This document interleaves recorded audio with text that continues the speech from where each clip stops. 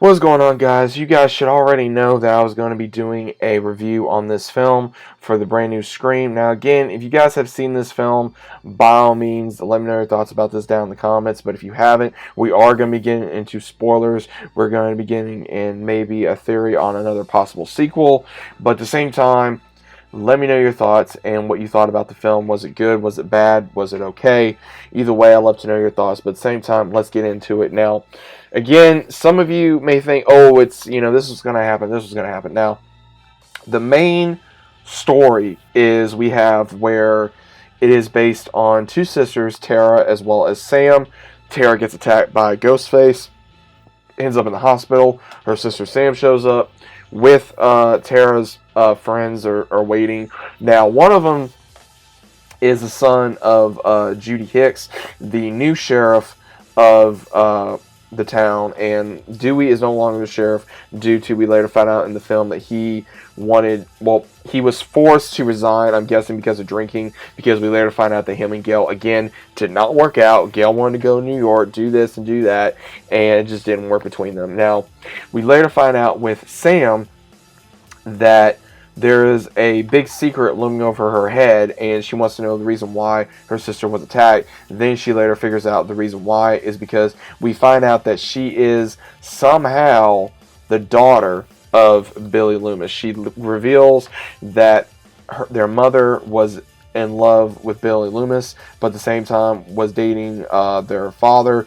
And when it got revealed that when she was 13, she found a diary of her mother's with the information about her true father, confronted her mother, and then their father left that same night, where years later she left and her sister was alone. So we go through the entirety of the film trying to figure out exactly, again, who Ghostface is, and with all the killings going on, they obviously go to Dewey because he's the one with the most experience. And when this happens, that's when we figure out that Dewey's no longer on the police force, as well as no longer with Gail. He's become, I guess, more of like a old drunk at this point. And Judy's now, like I said, the sheriff. So we see where they start asking questions, and he later helps them out because Dewey's a cop at heart. He's going to try to do the right thing at the end of the day. And so when this happens, he goes and he starts explaining about, the 3 rules, as well as also he goes to meet everybody. And we later find out, again, he even points out it could be your boyfriend, it could be one of your friends here. Now, I will say at the same time, a lot of these characters that were the friends of Tara, they were very bland. They were very boring. You're just like, okay, kill me, get over with. That's the way I felt anyway. They were very bland. I was waiting for them to get off the screen because I didn't care. I just want to see Dewey. I want to see Gail. I want to see Cindy, because Dewey does reach out to Gail in his own way through text. He does reach out to Cindy, and he tries to warn her. Cindy has 2 children now. She's married, but at the same time, she knows that at the end of the day, she's possibly going to have to return to her hometown to face off against this Ghostface killer. Now, if anybody's curious about, oh, is Cindy going to be in most of the movie? She is not very much in most of the movie. She really doesn't show up until like the second half of the film, to where she starts helping. Same thing with Gail. Now, I will say this. They do something that I did not think they were going to be doing in this, where in some part of the movie where the killer goes after Tara, Dewey comes in and he starts helping, and then right when it seems like they have the upper hand, Dewey states that you gotta go for the head. They always come back, and they had the balls to do something that I actually did not think they were ever going to do. They killed off Dewey in this film. They did. They actually killed one of the main leads in this film that I did not think they were ever going to do. It really shocked me. And when this happens, this is what really gets Cindy to return. And obviously, you go through the same sequence like you would through the other movies to try to figure out who it is, as well as, you got the party, and then you got, you got the ones watching the film and being idiots and being teenagers. So we obviously go through it all, and we see who's the killer, who's the killer, who's the killer, who's the killer.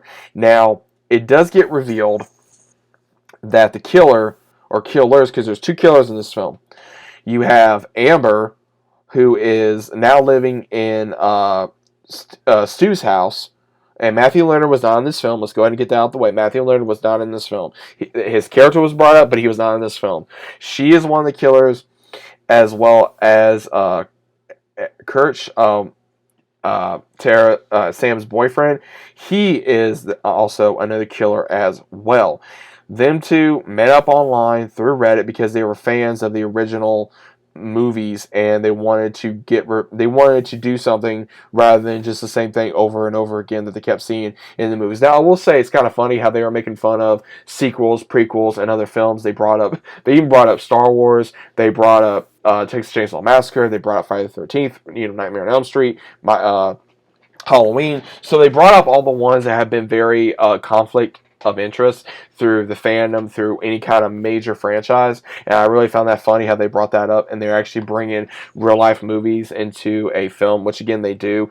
And they really brought into a lot of the now issues that you have when you're trying to escape a killer, and they still do the same thing that again is very predictable in a horror movie. And again, I felt like that was they did go a little bit predictable. I will say that, with the whole where Tara is in the hospital and she's trying to escape. She forgets her phone, and then she's trying to get out of there in her wheelchair. Unfortunately, she has a broken leg and a hurt hand, so she's trying to get her wheelchair to move. And again, there's nobody in the damn hospital except for a dead guard. It makes me wonder, where's all the doctors? Where's all the nurses? Where are all the other patients? It didn't look realistic to me with this issue.